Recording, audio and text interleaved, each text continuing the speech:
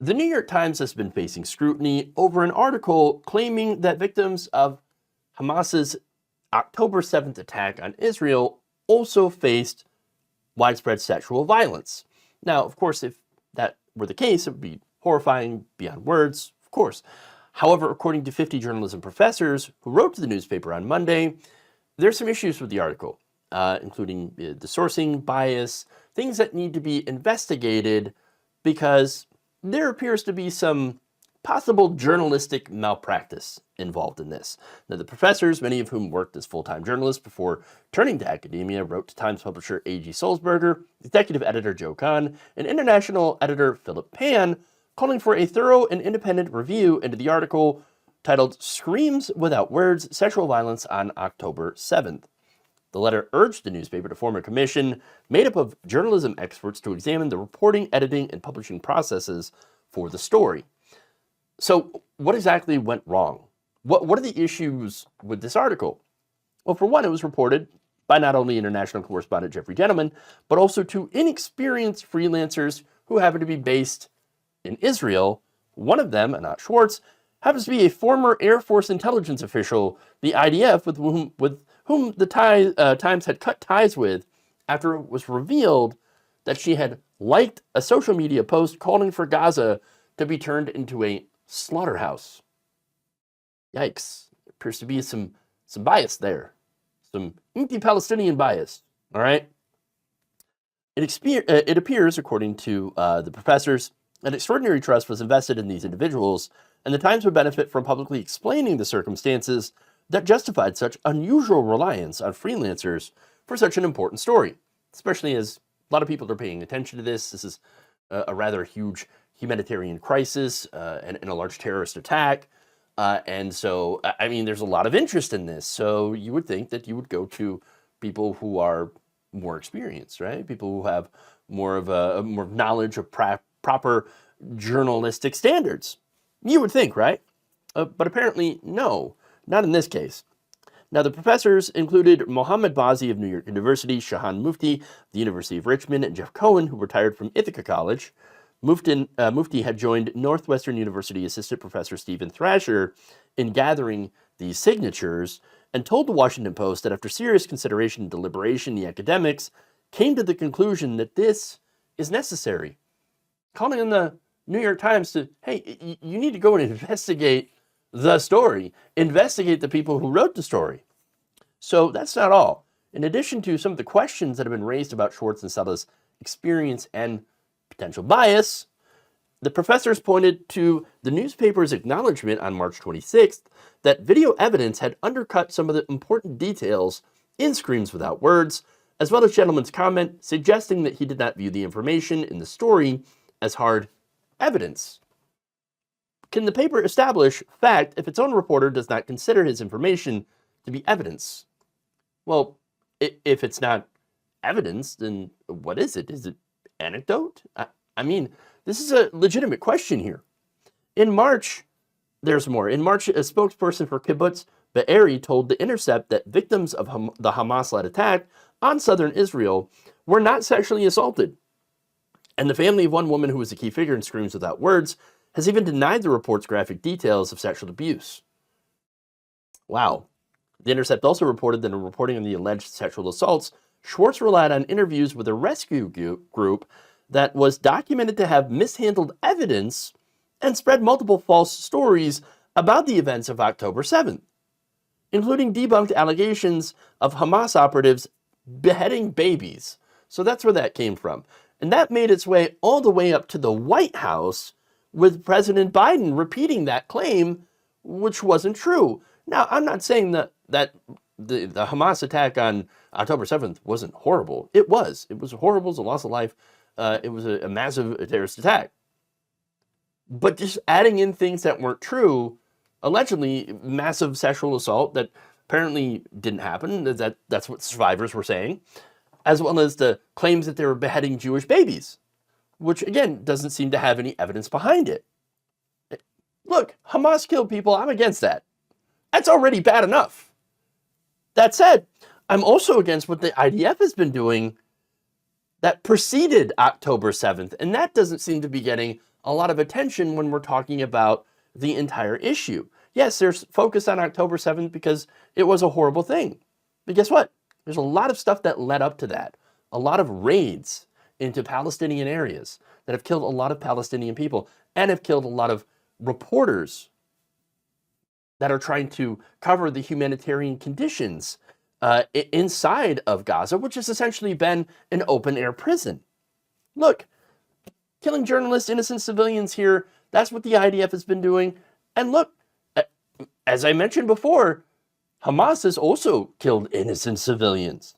I'm not trying to equivocate here. That's the last thing I want to do.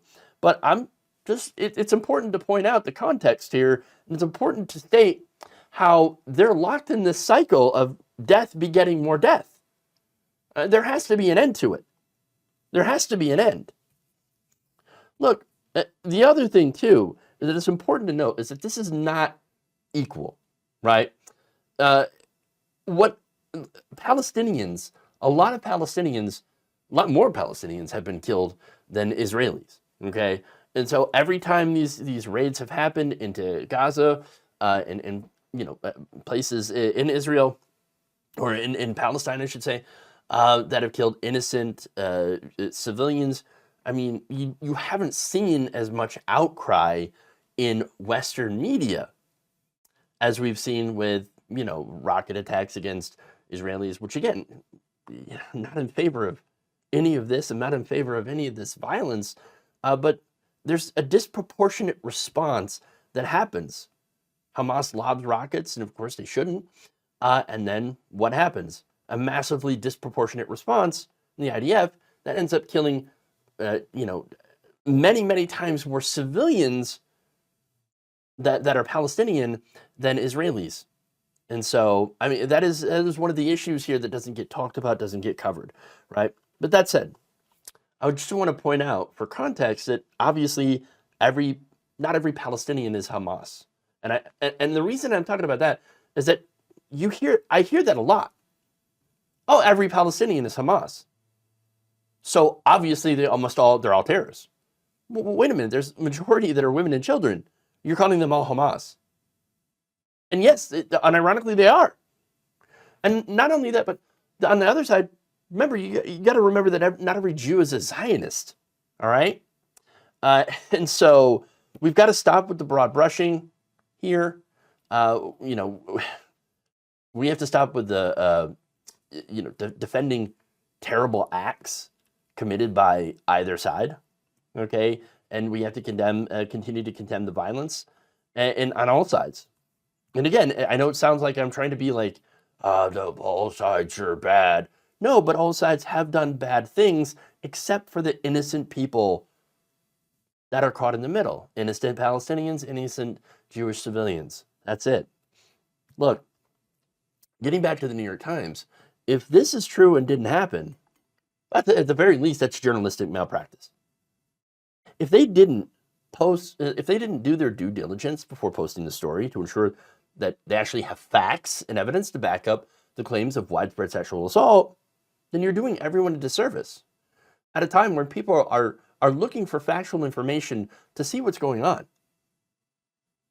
If they're instead pushing a propaganda piece in order to gin up resentment or, to take people's sympathy away from the Palestinian plight and pushing an official Israeli government narrative instead, well, that's problematic.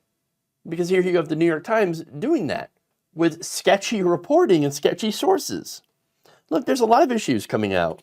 A lot of issues with the stories and the narratives coming out of the Israeli government. They are a far right-wing government that seems bent on trying to, acquire more territory and resources. They're doing their own river to the sea. And so, and look, they have allies in the United States government, obviously, allies in U.S. media, that are the pro-Zionist position. And so, look, personally, I do believe that in order to justify the response taken by that government and our government, there had to be some justification. Horrific sexual violence is one of those that, might turn people to their side, or at least make them ignore what's been going on, the possible, the ethnic cleansing and possible war crimes that have been happening in that area. Decapitated babies, like you make those allegations, you're going to turn people in favor of the war. I think it's bad enough that 1,200 people were killed by Hamas. But to see that used as a justification for the wholesale slaughter of Palestinians, I mean, that's horrible. And in order to do that, the Israeli government apparently has to make sure that they're dehumanized first, that they're all seen as terrorists and rapists and murderers, even if the evidence doesn't show that. Well, we've seen this movie before, and we've seen it after 9/11. I mean, this is the Israeli 9/11. October 7th was. And what happened here after our 9/11 is the widespread targeting of innocent Muslims, the negative stereotypes leading to horrific war crimes taken by our government against civilians in the Middle East. Now Israel's adopted the same playbook with U.S. support, and yet you have, again, you would think that we learned, our lesson from that. No, our government certainly hasn't. And unfortunately, the government and a lot of our media, mainstream media, is 100% behind doing the same thing and allowing the Israeli government to do the same thing.